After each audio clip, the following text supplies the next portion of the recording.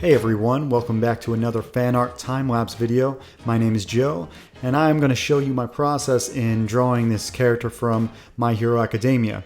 It's a character that I'm pretty sure everyone's aware of. It's the main character, Deku, and he's a great character because he's always jumping around, his powers are always developing, and he's just always in action. So here I'm going to have him preparing to do a kick. He's in twist. And here what I'm drawing is the lines of action that kind of connect his legs to his arms, and his arms to his legs, and the torso twisting. And that's what you're trying to do when you're drawing a line of action. Notice how in my underdrawing, I've drawn a lot of the muscles. And I'll get into this later, but it's really important to develop all this in your underdrawing before you move on. Before I get to more of the drawing, let me talk to you about Star Circuit. It's my new cyberpunk racing adventure, and it's on Indiegogo right now in pre-campaign. You can go there and sign up by putting your email in the slot, and we'll send you emails about all the notifications and all the special offers that are going to be coming when the book actually launches in February. It's actually going to be launching on February 16th, so mark your calendars and be ready to see a whole lot of me on this channel and other channels because I'll be promoting the book pretty heavily that week. Now here's the teaser trailer. It's got the vibe I'm going for, and you can get a little taste of what the book's kind of going to be about.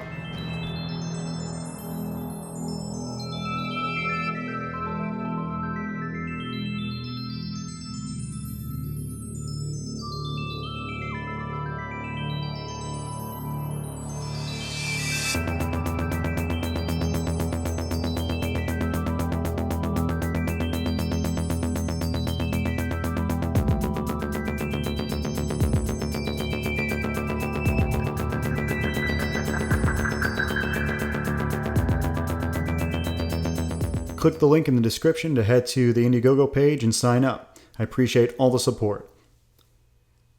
Now let's get back to the artwork. So here I'm drawing even more structure on top of the anatomy that I've drawn in the digital version of this sketch. So a lot of this is kind of tough to figure out. A lot of you guys maybe are struggling with anatomy or struggling with getting everything to be cohesive and maybe not look so wonky. And here I use a technique because I'm not perfect either. I'm still struggling with a lot of this. What I use is a spare sheet of paper, right? And I lightbox essentially over top on a new sheet to really help myself visualize better. That way you don't ruin the piece of paper or the drawing that you already have. It gives you like this safe way to draw the new anatomy that you're trying to experiment with. So the next step is adding the costume, and you may think, oh man, you drew all those muscles underneath and you got that right, so aren't you working kind of backwards, or aren't you like getting rid of all the hard work you did? The thing is, when you overlay the costume on top, you wouldn't have been able to figure all that out without the underlying anatomy. At least I can't yet. I'm sure a lot of guys that are super experienced can visualize the anatomy that's there, but for me it's kind of like looking at the clouds or looking at something that you're not sure exactly what you're seeing until you stare at it for a while. So me putting in the anatomy gives me all the ideas that I have for visualizing things in 3D.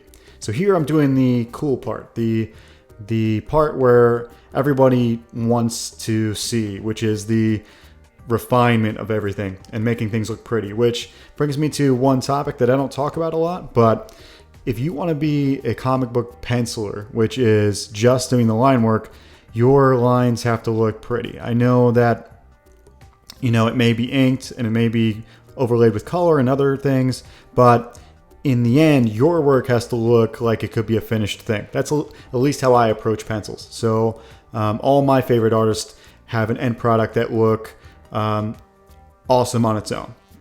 So it's almost done. I rendered everything with kind of a heavy lighting scenario, which I usually do, and I think it turned out awesome.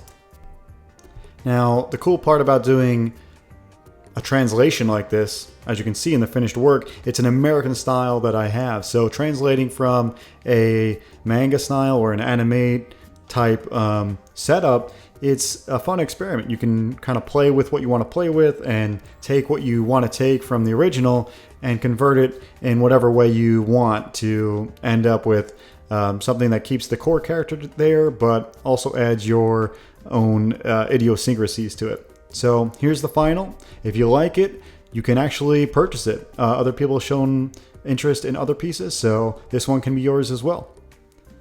So before you go, I've got my buddy's game that I want to show you. It's called Beckoned. Here's the trailer for it. You must engage the darkness.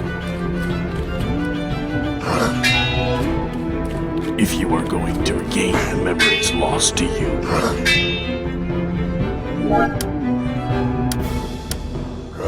You must stay strong. A lone child's presence does not bode well for the circumstances. No one can pass. And inquisitive.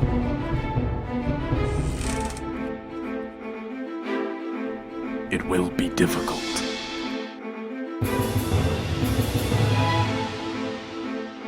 Well, that's just perfect. But try to remember. You are never alone. Wow, that was freaking awesome. So this is Jeremy from Art Bros. This is his baby, and this is his passion project really for a long time now. It's a JRPG with a twist to the combat. It's more real time, and you can actually do actual sword attacks and sword blocks in combat. And there's a lot more to it, but please go click the link in the description, head to Indiegogo and sign up for it. It's going to be awesome. Now, that's it for the video. I hope you guys enjoyed watching me draw, and please like, subscribe, hit the bell for notifications. It really helps fight this algorithm because you can really get buried. There'll be another fan art video next week. See you then.